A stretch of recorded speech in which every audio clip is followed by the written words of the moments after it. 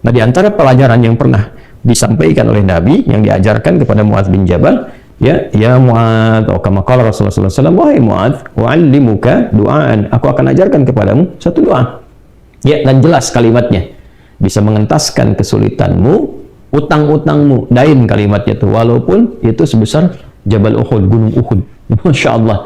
Ya, Muadz, maukah engkau aku ajarkan satu doa yang kalau engkau baca itu, engkau punya utang, terjebak dalam satu kondisi, ya, walaupun sebesar gunung Uhud, Allah akan melapangkannya.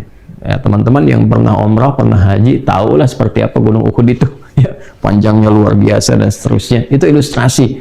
Ya, bukan berarti harus segunung Uhud begitu. Gambarannya sebanyak apapun. Kalau benar-benar kita terkoneksi dengan Allah, bukankah Allah Maha Kaya, Maha segalanya, yang mudah mengangkat, mudah menurunkan, mudah memberi, mudah juga menghilangkan sesuatu, mengangkat yang baik, memberi yang baik, menghilangkan yang buruk, gitu kan? Dan seterusnya. Maka Muadz tentu mengiyakan, dan Nabi kemudian sallallahu alaihi wasallam memberikan petunjuk doanya, gitu kan? Maka beliau memulai dengan Allahumma, gitu kan? Kalau kita baca ayatnya kan kulillahumma, ya. Nah, kita bisa bacakan langsung potong dari kata Allahumma, ya, berdasarkan pengajaran dari Nabi sallallahu alaihi wasallam kepada Muadz bin Jabal. Itu bisa dicek di hadisnya. Allahumma malikal mulki. Coba buka mushafnya, ya. Buka mushafnya. Teman-teman buka mushaf ini, mushaf masing-masing di rumah, cari Quran surah ketiga Ali Imran ayat 26. Kan kata kulnya di situ, kalau kita baca Quran harus dibaca semuanya, kulillahumma.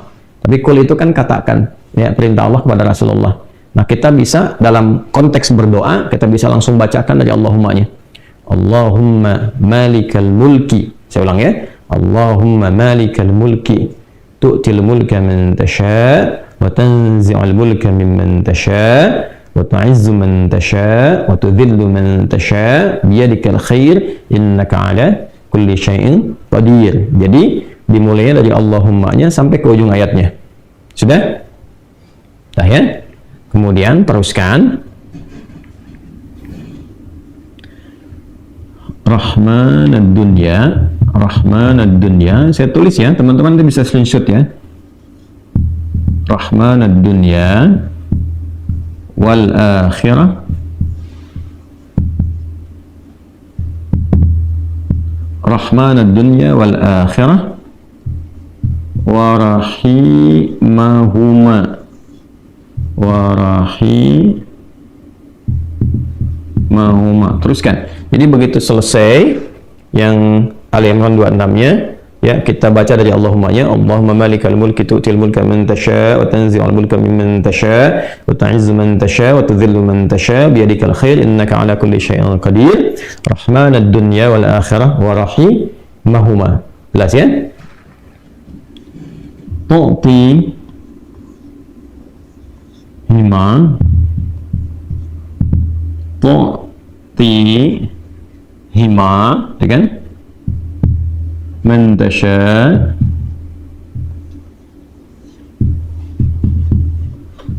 dan wa tamna'u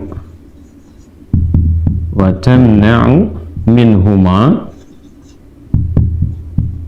man tasha'.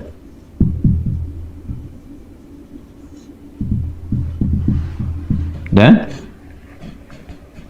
Sudah? Rahman ad-dunya wal akhirah wa rahimahuma, asalnya ya Rahman, ya Rahman ad-dunya wal akhirah. Karena kita ingin cepat. Biasanya kan orang memohon tuh kalau punya utang pengen cepat dilepaskan, kan? Maka caranya biasanya dilepaskan huruf ya-nya dan menunjukkan ini fathah untuk menunjukkan ada ya sebelumnya. Asalnya ya Rahman ad-dunya wal akhirah. Kita percepat supaya kita minta sesuatu dipercepat. Rahman ad-dunya wal akhirah wa rahimahuma tu'tihima man tasha' wa tamna'u minhuma, ya kan? Man tasha'. Terus kemudian aghnini atau kama qala Rasulullah sallallahu alaihi wasallam, aghnini bi rahmatika.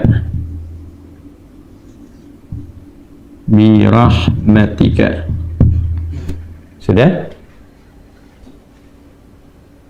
Aghnini bi rahmatika. Nih yang saya garis bawahi. Sudah? An rahmatin man siwak. atau kama qala Rasulullah sallallahu alaihi wasallam.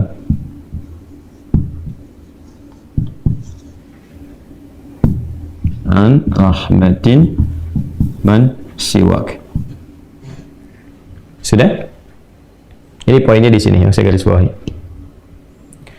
Allahumma malikal mulki tu'til mulka man tasha. Ya Allah yang menggenggam segenap kekuasaan, Engkau memberikan kekuasaan pada siapa yang Engkau kehendaki. Wa tanzi'ul mulka mimman tasha, dan juga mencabut, mengambil kekuasaan dari siapa yang Engkau kehendaki. Wa tu'izzu man tasha, Engkau mengagungkan, mengangkat siapa yang Engkau kehendaki. Wa tudhillu man tasha, dan Engkau bahkan merendahkan di antara makhlukmu yang Engkau kehendaki sesuai dengan hukum-hukummu. Biyadikal khair, segala ketetapan kebaikan dan segala kemuliaan ada dalam ketetapanmu. Innaka ala kulli syai'in qadir, hanya Engkau yang paling kuasa untuk menetapkan segala hal. Rahmanad dunya wal akhirah, ya Allah yang maha pengasih, yang sempurna kasihnya dalam urusan dunia dan akhirat. Wa rahimahuma, dan sempurna kasih sayangnya dalam segala urusan dunia dan akhirat. Tu'tihi man tasha, Engkau memberi siapapun baik di langit ataupun di bumi kepada siapa yang Engkau kehendaki. Wa tamna'u minhum man tasha, Engkau pun bisa mencegah apapun terjadi bagi siapapun makhlukmu di langit ataupun di bumi. Jadi kita mengambil dua hal nih, yang baik Allah kasih, dari yang buruk-buruk dicegah, gitu kan? Kemudian ini yang paling indah, aghnini bi rahmatika, ya Allah lapangkan aku. Aghni itu dari kata ghina, aghna yughni, aghni asal katanya dari kata ghina, sesuatu yang lapang dari segi harta, kayakan. Kadang diambil majas untuk mengayakkan hati. Di sini maksudnya ke materi. Kayakan aku ya Allah, berikan aku kecukupan yang melapangkan aku, ya kan, dari urusan-urusanku. Maksudnya ini terkait hutang. Bi rahmatika, dengan rahmatmu. Ya ini bahasanya indah sekali, ini balaghahnya tinggi banget ya. Ya kalau kita ambil ke bahasa kita kan begini.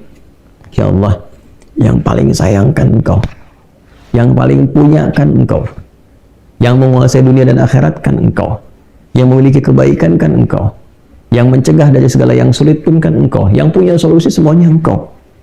Maka dengan kepasrahanku kepadamu dan pengakuanku atas semua rahmat dan kekuasaan keagungan yang Engkau miliki, aku memohon dengan rahmatmu, dengan kasihmu, hanya Engkau yang sayang ya Allah, yang bisa menyelesaikan urusanku, ya, dan dengan rahmatmu aku mohon yang bisa melapangkan keadaan hartaku untuk melunasi utang-utangku. Kalau aku memohon kepadamu saja dengan segala kasih sayangmu, kepada sifat sayangmu, ya kan? Kalau aku memohon dengan segala sayangmu belum Kau kabulkan, maka kepada siapa lagi aku mesti mohon? Sedangkan Kau yang paling sayang kepadaku. Kalau yang paling sayang saya tidak memberi, lantas kepada siapa saja? Ya, kepada siapa lagi aku mesti memohon? Maka aku mohon ya Allah, lapangkan keadaan diriku dengan sayangmu itu, sehingga aku tidak memohon dan meminta lagi kepada selainmu. Ini, ya, aghnini bi rahmatika an rahmatin man siwak. Ya Allah, semua orang sudah mengatakan nggak bisa, ini nggak mungkin, ini nggak mau, itu tidak. Maka aku mohon kepada yang paling sayang kepada aku. Kalau kepada yang paling sayang saja belum dikabulkan, lantas kepada siapa lagi aku mesti meminta? Mohon lapangkan diriku dan berikan aku kekuatan, sehingga dengan rahmatmu aku tidak meminta kepada siapapun selainmu. Ini indah banget nih kalau kita turunkan dalam bentuk pemaknaan yang balaghahnya. Ini teman-teman doanya. Ya. Setelah itu akhirnya dengan Al-Fatihah. Fatihah itu pahalanya banyak banget, kan? Di antara namanya, selain pahala itu juga ada fungsi-fungsi fadilahnya, keutamaan dia. Ya, apa di antara fungsi keutamaan fadilah itu disebut juga dengan Al-Kafi, Asy-Syafi, yang mencukupkan segala hal, ya kan? Yang dengan izin Allah bisa menyembuhkan, karena intisari Quran itu ada di Al-Fatihah. Maka diakhiri dengan Al-Fatihah, kemudian setelah itu tutup dengan salawat. Tutup dengan salawat. Dan nanti ada hadis lain yang mengajarkan kaitan antara hutang dengan memperbanyak salawat kepada Nabi Muhammad SAW. Ya, nah salawat ini juga penting teman-teman sekalian, diperbanyak di akhir ya. Jadi setelah baca tadi Quran surat Nuh, Ali Imran, ya istighfar dulu. Jadi kalau kita rumuskan kan ketemu 5 kan? Ya, dari mulai kita istighfar dulu dengan segala ketulusan, dalilnya surat Nuh itu, kemudian di surah Ali Imran kita bacakan, terus praktek doanya kita temukan. Setelah itu Al-Fatihah, setelah itu kemudian salawat kepada Nabi SAW. Jadi di hadis lain ada seseorang yang diajarkan oleh Nabi SAW untuk memanfaatkan, nah ini dia, kapan waktu, di pertengahan malamnya. Ya, untuk memanfaatkan pertengahan malam itu terkait dengan utang piutang juga. Nah, lalu dia berkata, apa yang harus kami lakukan ya Rasulullah? Yang perbanyak gitu kan, ibadah kepada Allah. Lalu diajarkanlah salawat. Aku akan mengambil, kata orang itu, sepertiganya. Kata Nabi, itu baik.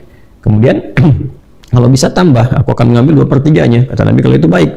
Lalu kalau bisa tambah, aku akan mengambil keseluruhannya. Ketika orang itu menghidupkan sholawat di akhir-akhir malam itu, ya maka Nabi SAW langsung berkomentar, kama qala Rasulullah SAW, maka Allah akan mencukupkan, bahkan melebihkan apapun yang kamu rasakan gitu ya, yang kamu hadapi. Nah, itu beberapa ulama menempatkan bab itu dalam pengantasan utang piutang. Jadi kalau kita ketemulah kemudian di sana 5 bagian, yang kelimanya ditutup dengan keadaan ini kapan, yaitu waktunya tengah malam, dan ditunaikan diawali dengan sholat dulu untuk mengoneksikan diri kita kepada Allah Subhanahu wa Ta'ala. Jadi kalau Anda bertanya kapan ini dibacakan, ya saya ulangi, kapan ini dibacakan, yang paling pokoknya adalah di pertengahan malam, di sepertiga malam.